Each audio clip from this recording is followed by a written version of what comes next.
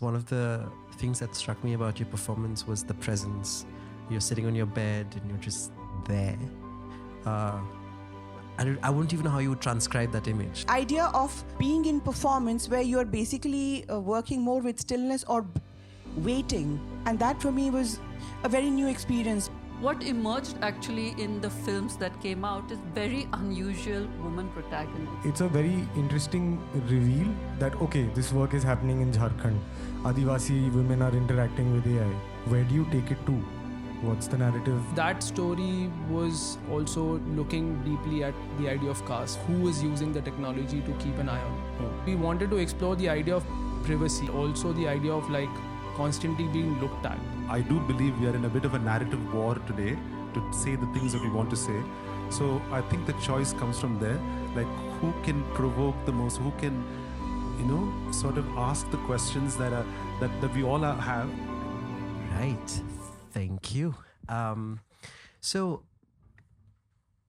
it's interesting to screen both of these films together because they come at the issue of AI from two very different perspectives. And I think AI right now is something all of us are discussing, thinking about with the Ghibli AI art and whatnot that's flooding our timelines.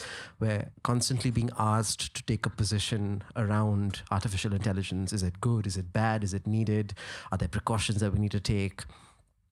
And as artists, both you, Aranya and Udit, have come at it from two very different perspectives, right? Aranya, you have come from the perspective of the making of AI, the production of it. And Udit, you've come from how it's being deployed. Aranya, your film is far more tender, and Udit, your film has this bleakness with how AI is being deployed. So can we start with talking about how as artists you all grappled with the idea of AI and dealing with a theme as a storyteller, the difficulty of that, the difficulty of taking a position or not taking a position sometimes?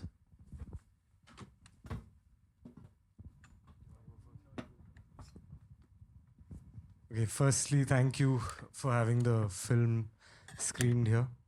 It's we were both at least I'll speak for myself. I was really looking forward to screening it here and having this conversation. I think as a writer first and then as a filmmaker, as a director, for me, I always tended to look at what impact and what entanglement it has with humanity. There's a lot of hullabaloo there's a lot of chatter about AI being sort of this really dystopian figure, right? Some of it is rumor mongering, but a lot of it is true also. But a lot of it, I believe, is rumor mongering, and we are yet to see what's gonna come off it, really. So in that same perspective, my inquiry into the film and my obsessions have been with the idea that I believe that AI is going to replace organic life eventually, and which has a reason. The reason is that organic life is going to be has a limitation of anything happening. Catastrophes, all sorts of wars, anything can happen. And if AI will eventually be that civilization that takes this planet forward, then what are we leaving it with? What are we the custodians of? Are we only going to talk about a Eurocentric world, or are we going to talk about a larger, more diverse humanity? If we look at, for example, the Voyager disk that is floating in space right now, it only has one rag, I think, and it has umpteen songs from the West. And that, if at all ever an alien species finds it and decodes it, will that be the impression of humanity that it will have? I mean, those are the kind of inquiries that I had, and which is why it is a far more positive, hopeful, I won't say positive, but hopeful look at things for me.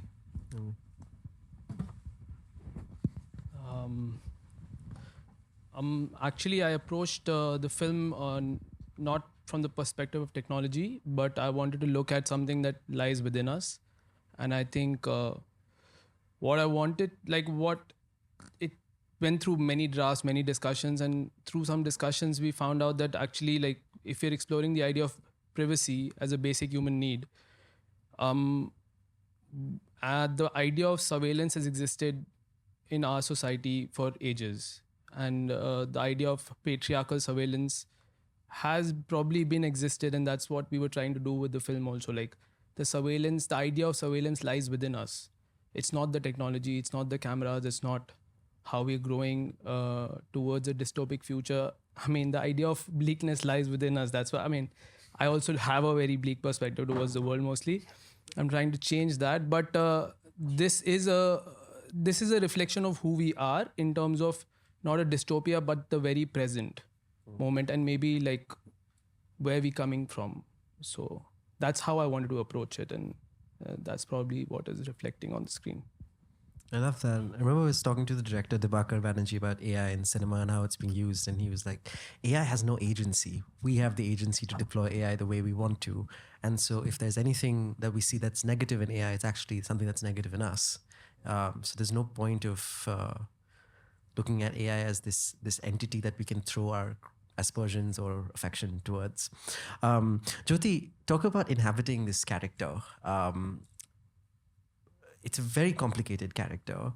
How did you as an actor find the character? How do you meet the character? How do you rub up against the character? There's a mic next to you. They should be able to hear me without this, but... No, because you record this, so that's... Oh, okay. Yeah, right. I would say actually through Udit.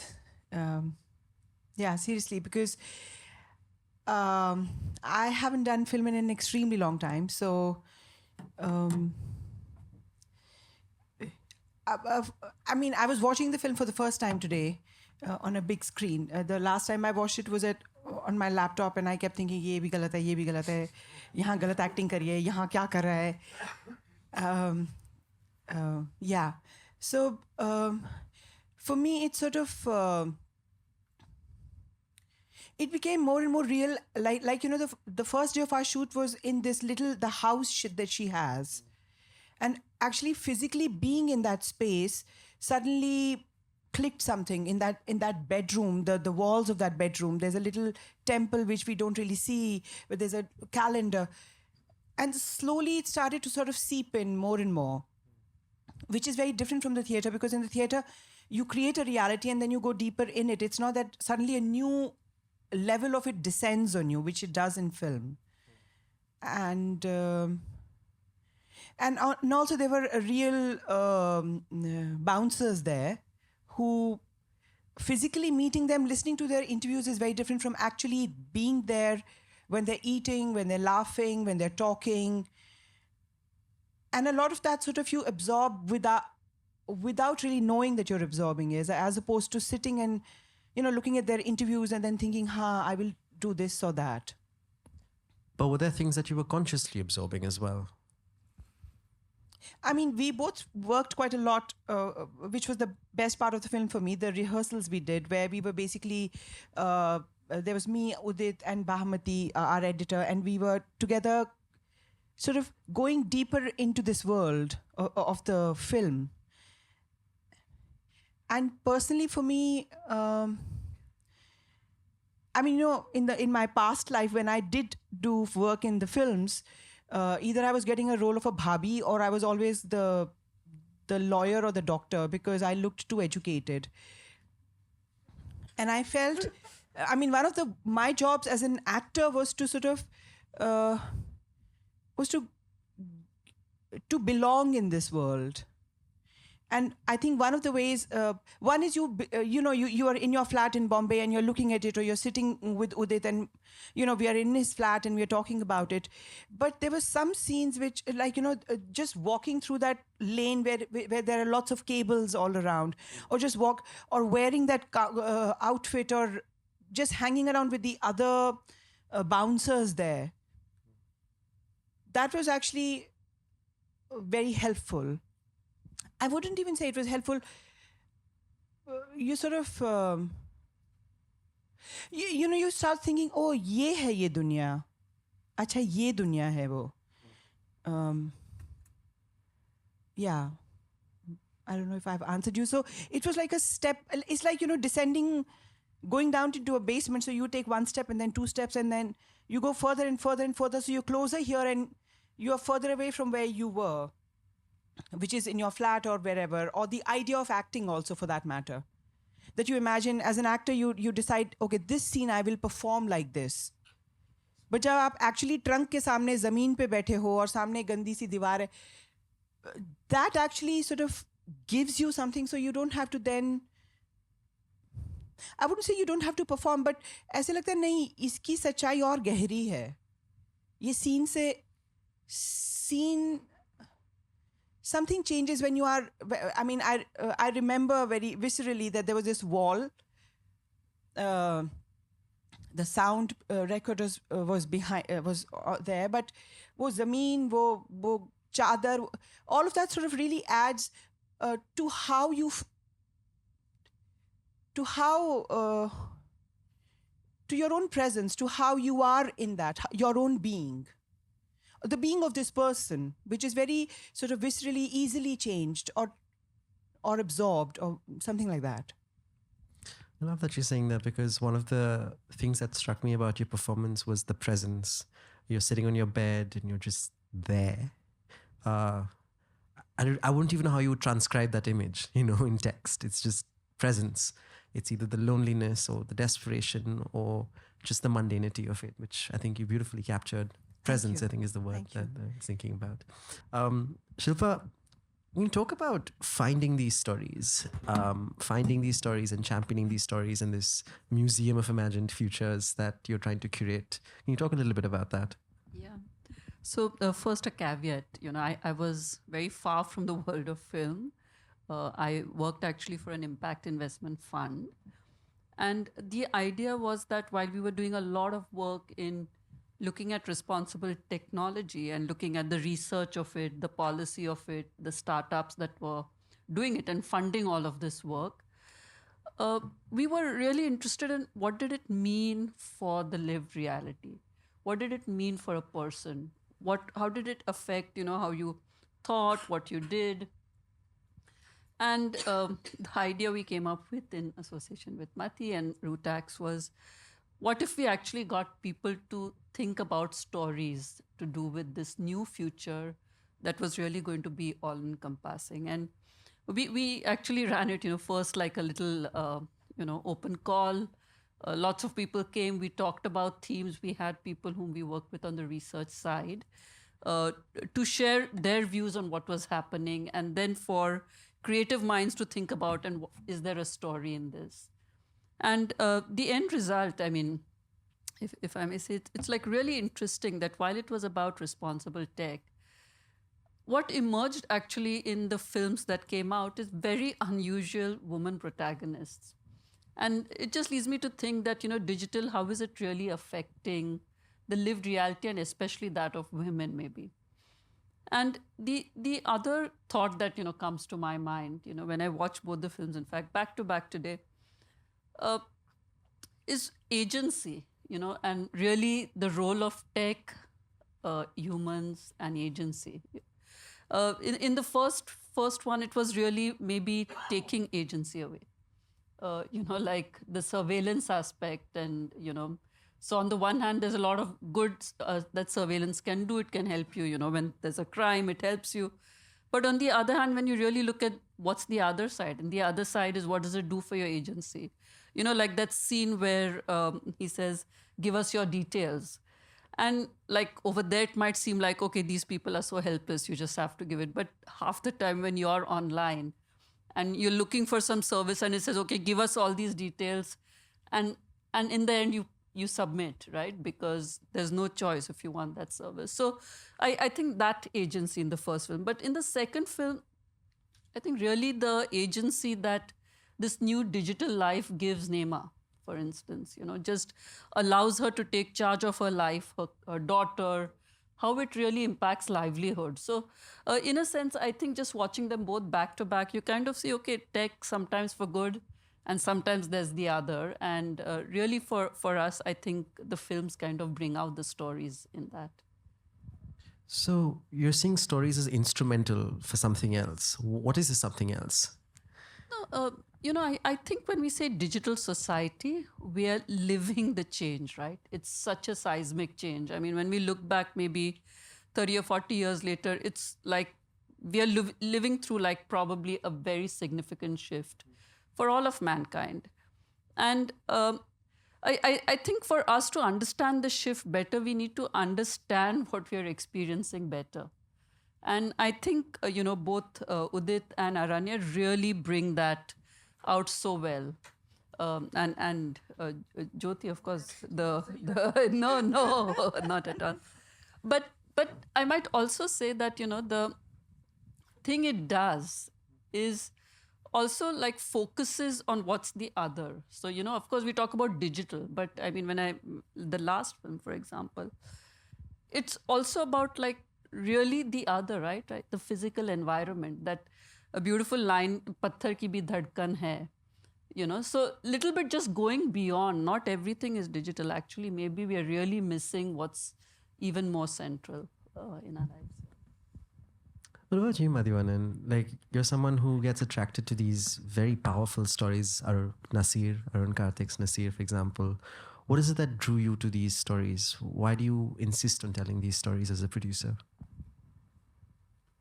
I think in this particular case, I saw my role as somebody who has to engineer some serendipity, in a sense that we are making a call out, and then from there we get submissions, and then we're taking them through a process, almost like an accelerator, where we're introducing new ideas, right? So as an example, in one of those forums, Aranya saw or heard Karishma, who has an article about this called Human Touch, and immediately his eyes lit up and he was like, this story about Adivasi women working with AI is something I need to do. So then he takes that forward, that idea, and then we try to cultivate that as much as we can, and then we move towards the output. So I think it's exciting to be in this role of engineering and curating more so, and how can you build a sort of a healthy environment for the creators to be able to make the best possible version of what they want to make. The other piece which is sort of interesting is because we are in between the funders who and the researchers who are talking in facts, right? And facts, as we all know, it's very difficult to persuade people with facts. And I think that I do believe we are in a bit of a narrative war today to say the things that we want to say. And the people you choose to be able to be at the front line of that war and say those things is supremely important. So I think the choice comes from there, like who can provoke the most, who can sort of ask the questions that we all have and kind of get through to us, not through facts, but through feeling, right? And I think Udit and Aranya have done that beautifully, and it's exciting to see, from where we started to, where we are now, and that's been the process. What is this war that you're fighting? What against whom? What ammunition are these stories providing? No, but it's a narrative war towards the values or the goals that you see fit.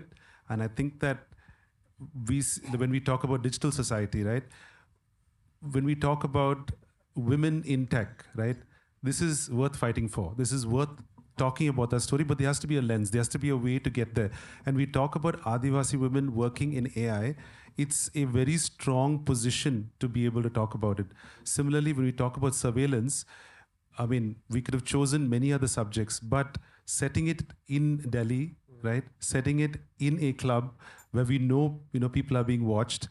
It creates a certain mood and a position to be able to make that narrative. So I think that's what I meant by a narrative war. Also, I mean, I hate all these techno-feudal warlords now. I don't know if you saw the Jack Dorsey tweet about like IP should be deleted. I mean, I find it these techno oligarchs just thinking that we'll own all the roads, but then you guys just give all your IP for free. So that's actually the war. Actually, I think. I love that you mentioned Karishma's article, and then probably take this too. So Karishma, she's a journalist. She wrote this lovely piece for 52, the online publication about AI. And in that piece, a woman said this. She's quoted saying that women were uninterested in seeing how their work fit in the larger supply chain. Instead, they wanted to speak of what they escaped. They wanted to talk about their confidence. They wanted to talk about their purchasing power. So, Rania, as a storyteller, when you're trying to tell these people's stories, on the one hand, you're talking about artificial intelligence and the presence of it and the complications and the contradictions in it. But on the other hand, you have telling the story of these women who not really thinking or not interested in talking about these larger issues. How do you balance that as a storyteller? I mean, the thing is that when I was researching, I would have a lot of conversations. At least there was this one data center that we were able to get access to, which was in Rajasthan, which is not in Jharkhand. तो उसमें क्या हुआ था कि that there was this AI model, AI agriculture labeling this thing schedule that was there that they were supposed to do. Usually in Jharkhand, especially, I've seen exactly what is written in the article कि काम का जो consequence है वो नहीं. Usually it's got to do with the fact that they're in a respectable space, which is not labor, which is where they don't have to toil away for the entire day. It's got to do with that mostly. But in this specific one in Rajasthan, there was this one girl who was like, that's where the pest scene really comes from. So she said that there was this specific seed that they were supposed to label, and they were supposed to say कि इस season में ये seed डालते हैं, for example. So she said, coming from Rajasthan, a very deep rural part of Rajasthan, she told her manager कि ma'am ये नहीं ऐसे नहीं होता है. You have to put it in this season and at this time of the season. शीत लहर और इस तरीके की बातें उन्होंने बोली. तो she was heard. So there was that agency which was expressed, and that agency was accepted. But there are aspects to it where this agency is not accepted.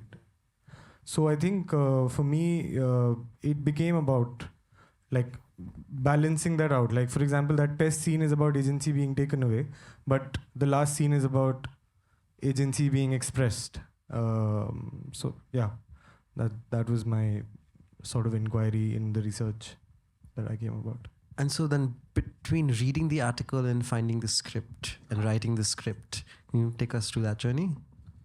Yeah, I mean, when you have a great premise, as Rahul has said, it can be a curse sometimes. Rahul Desai, the critic. Rahul Desai, the critic. It's absolutely 100% true.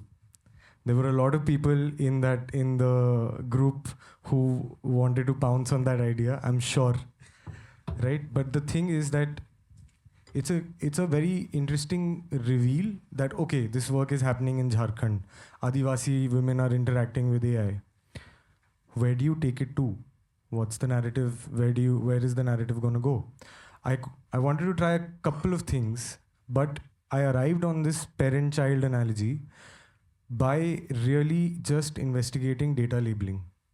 Data labeling as a job, essentially, where a person goes through thousands of photos and videos, tags, for example, a chair and a table, and then an algorithm begins to understand the difference. I realized it's very much akin to parenting, you know? It's very much like parenting. When children are growing up, they're taught to differentiate between colors, between objects, then we force our morality on them, you know? So there's that whole step of sorts. So when I asked that, if AI is like a child, here is a Adivasi mother teaching an AI child, what is lacking? There's something that is amiss here. That was revealed to me when I was traveling in Jharkhand. I came across these old colonial structures, single gauge trains, arches, and I realized that what happened almost 300 years ago where colonizers had come from elsewhere, and they set up shop here, and they said that your knowledge systems are not, they're primitive, or you're savages, or there were denotified criminal tribes that they were deemed as criminal tribes.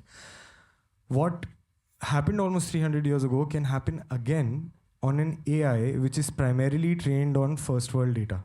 So here is a child, here's AI, here's an Adivasi mother, but the problem is she's having to train that child on first world, not just data, but also first world labels. So the pest is a pest from a Eurocentric perspective, but it's not so much a pest from Nehma's perspective. And that also comes from my interaction with one Adivasi boy that I would trek with to find locations. He was like, can you see that worm there? I was like, I really can't see it, but tell me. So I was like, so he was like, that one supports the plant. This one eats up the plant. वो रेशम वाला है, वो ये वाला है. And I was like, that kind of nuance happens when it's a lived sort of experience. The problem with AI, especially in our all our dealings with AI, is that there is a certain otherization that I feel like we're seeing AI as that other entity, na? But है तो हमसे ही निकला है ना. We are the ancestors that will give it all. We'll give our biases, prejudices, strengths, knowledge systems. It'll all come down to that. So that, as A.K. Ramanujan, as we were talking, A.K. Ramanujan has said that little cultures and larger cultures, will only larger cultures prevail in that hegemonic knowledge system war, or is there space for the little cultures to also be represented in something that is for all of humanity? Okay, thank you.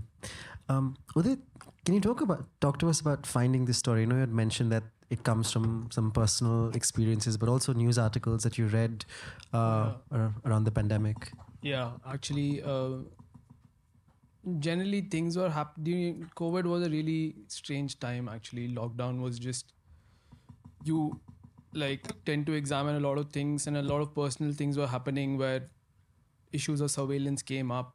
But I started following this news article where MCDs across Nagpur, Punjab, Chandigarh were implementing this tracking device, which you see in the film, on their workers, on the field workers. And the idea that they were giving was because they steal time from their work. Because they're field workers, they need to be put on a certain kind of surveillance so that you can create workers' efficiency. So, I followed that story for a bit, and then I wanted to work on something which was actually that story was also looking deeply at the idea of caste, because when you're looking at MCD workers, you're looking at an idea of who is using the technology to keep an eye on whom, right? That's a very important part of what the news piece was. I wanted to take that forward in the story, and I wanted to explore. But when we started exploring that, and it was a very collaborative effort, I must say, the script has evolved over a period of time with a lot of people coming in, even collaborators from my editor, my camera person. Every time we worked on the film, it went into a zone where we could explore deeper, and we wanted to explore the idea of privacy, but also the idea of constantly being looked at, this idea of being, what does it do when you're looked at, and what does it do to the person who's being looked at, but also the person who's looking? What is the curiosity of looking at people? So without actually spelling all of this out, we wanted to explore this in a more, this idea of presence, just being with the people, and really just exploring time, the material of time, and what happens when you look at someone intensely, something changes, so I don't know, this is the quality that we wanted to explore. And the quality is coming from the idea of privacy, because I feel that is a very important basic need. If I want to shut myself in a room and be completely in darkness, then I need that. As a human being, I need to escape. It's a very important feeling, the idea to escape.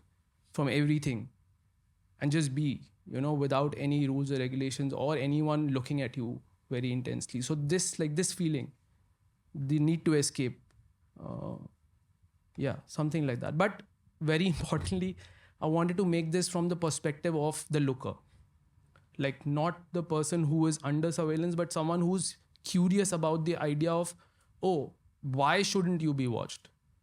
Because I come from a certain kind of privileged background where we put CCTV cameras all across our colonies, like gated communities. The idea is, what is the problem? What are you hiding? What are you hiding is a very important question for us. Like, why shouldn't I look at you? So that angle I wanted to really explore through the character of Shalini. And that's an important perspective that I wanted to take. Yeah. And finding this curious ecosystem of female bouncers. Yeah, actually, like I was telling you, there were logistical issues on the landscape of the articles that they were proposing. Like the landscape was much larger and it was slightly difficult. So we wanted to also, bring it to a point where, because bouncers are ultimately people who look at people. Like bouncers are essentially people in security who constantly look at people. The people who are digressing from what they need to not be, like spaces that they need to not enter, people that they need to not touch, or for good and for bad. But bouncers, the role of security people is to look at people. And that's a good starting point to talk about looking. So essentially that's how I entered. But also, what was fascinating was the idea of female bouncers, which is because you are transgressing a certain kind of patriarchal norm already, because you are in night duties, in masculine spaces, in masculine roles. You're transgressing, but you're actually really just taking everything from that masculine world. And if you want to perform better, you have to be very, very masculine. So anyone who is and it came as a blessing that Ambika, who's playing Komal, is not, this masculine person. Like she's quite tiny. So it's a very interesting thing that automatically just seeped into the film. So these are the dynamics we were playing with. And so that's where the starting point of the world itself came from. What I found fascinating in that, there's a scene where, you see your photos being seen and you also see news reports of your past. And then you respond against this technology. I'm wondering, what is it that hurt her more?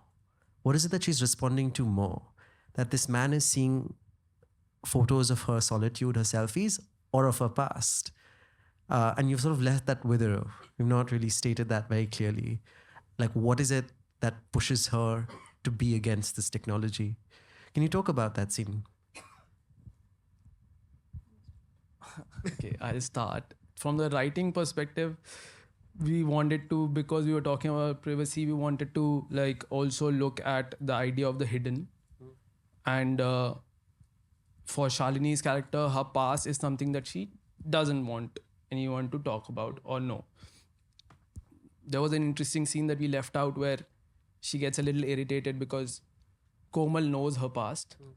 And we had to leave that out. But so the idea of the hidden, and the idea of the hidden for Shalini was the past, right? But it's very interesting because Shalini is also someone who wants to be looked at. She's alone. She is she gets finally a friend who, the idea of not being looked at is also interesting for a Shalini character because she's so lonely. Not lonely, but alone. No one really looks at her. In her, beyond the, she's in the shadows. She's almost has to be invisible. So, so when she looks at herself, there is a certain curiosity of, oh, maybe it's interesting that I'm this is able to capture me, or I can even look at myself in that image. It's a complex thing. I don't know if I had a better idea than this. It was a complex thing. And even Bhamati, my editor, raised this question multiple times. What would a woman be more offended by? Her past being logged or her private moments being logged? And that's an interesting question. I don't know the answer to it. So that's, I just don't know what that answer is. You say now, like, what do you have an answer, perform? Jyoti? अब मैं आपको असली बात बताती हूँ. See, actually, one of the things in the film, now that we're talking about it, as an actor, especially, we had the luxury of time. Udit and I, we talked about every scene. We performed it many times. We fleshed it out. We fought, argued many times. So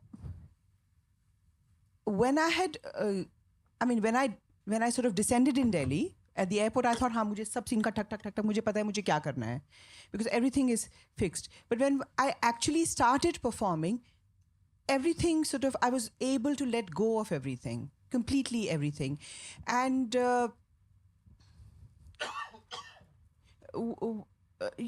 of the things which sort of, I don't think I did it very consciously, but for me, this character was a person who's like completely shut.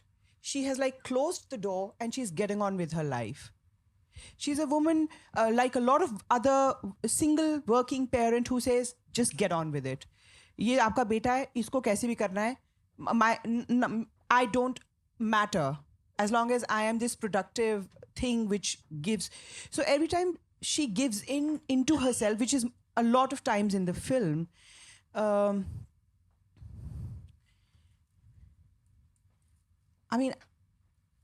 as an actor, it was not that I was trying to actually approach it this way or that way and get here or there, which I have never actually done. So for me, the film was I never knew that one can actually perform like this or be like this. So for me, the film was a huge learning experience from that perspective, where you're actually being in the moment and then sort of seeing what is happening to you.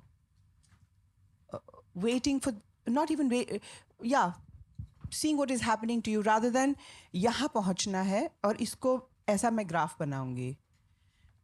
And that was seriously like that moment. Many other moments you feel, oh, ऐसा लग रहा है, ऐसा भी हो सकता है क्या, ऐसे भी, like this idea of being in performance where you are basically working more with stillness or waiting. The idea of waiting or the idea of a presence which is descending rather than a presence which you create actively as a performer. And that for me was a very new experience for someone who has been like acting for a while. And it was very wonderful. It was like a revelation, seriously. I've never performed like this. But specifically about that scene when you were performing and there's this anger, this feeling of being cheated. What is it that you were responding to as an actor in that moment? Were you responding to the photo? Were you responding to the article? Were you thinking about this while performing, or it was just an emotion that you were inhabiting? That scene where you're confronting the boss.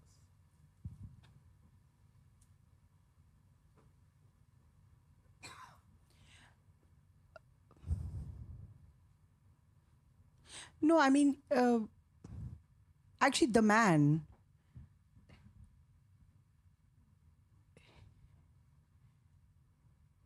you're responding to the man there, not to the story which has happened in the film in the past. In that, like when you're given a scene, you see, I mean, I'm talking about myself. I see this man who's my boss. ऐसा मन करता है इसको धमार से एक थप्पड़ मार दो, and you can't do it. और आपको लगता है कि इसको कुछ कर दो. But, and then I worked with that rather than the narrative which is in the back. That, oh, he has seen my films.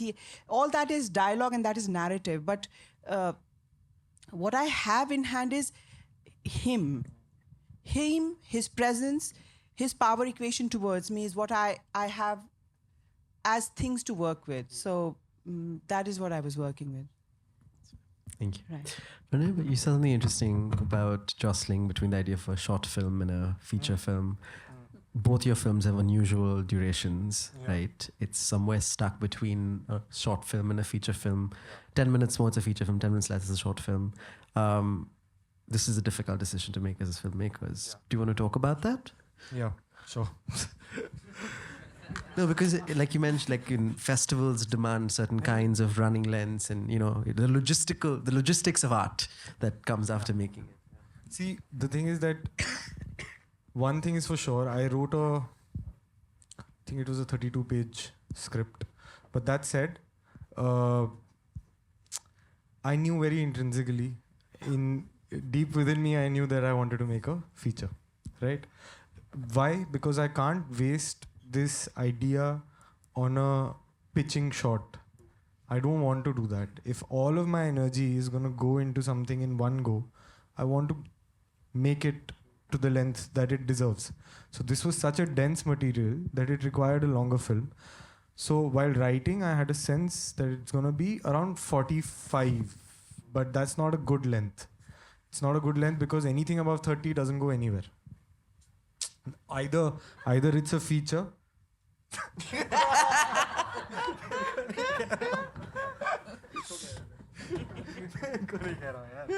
Generally. It doesn't go anywhere. It's the harsh truth. Like even Mati was like, ideally if we could make 20-minute films, both of these would have been 20-minute films, we would have had the chances at the best festivals, right? But that's the kind of leap of faith that he also took. And while making it, I wrote a structure. I wrote it a certain way, which was a traditional 3-act structure. But the 3-act it had the same beats of a feature film. While writing, I knew that. So I thought that maybe that writing can still be done in 30, right? But as I started to make it, there were a lot of AI-related shots that one had to account for. There was a lot of nature-related shots where you expand time or you compress time. So the expansion of time kind of led it to a feature, not a proper 90-minute feature, but a 75-minute feature. I think I wrote in the edit also, like I had to change a lot of things around because, again, I'm digressing a little bit, but my child actor was, they say that, don't work with children in your first film. Don't work with animals in your first film. Don't climb a hill in your first film. He ended up doing all three. So when that happens, my Dhaanu had a very sensitive face. But whenever she would take a dialogue, the scene would fall in the edit. So she was supposed to be a lot more angsty. She was supposed to be a more provocative teenager. So we had to change that from being a provocative teenager to a character जिसके साथ चीजें हो रही हैं, right? So that restructuring really led to a lot of massive restructuring of scene flow and scene arrangement, through which the chapterization came, and I'm glad that it happened that way, and that's why it eventually worked out as a feature. Like there's so many factors, like I can't even pinpoint कब decide किया, but intrinsically I knew it was going to be a feature.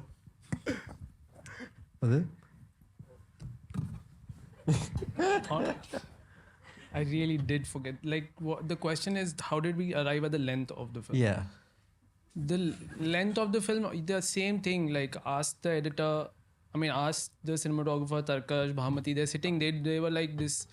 How will we shoot this in 5 days? Or how this film requires more time?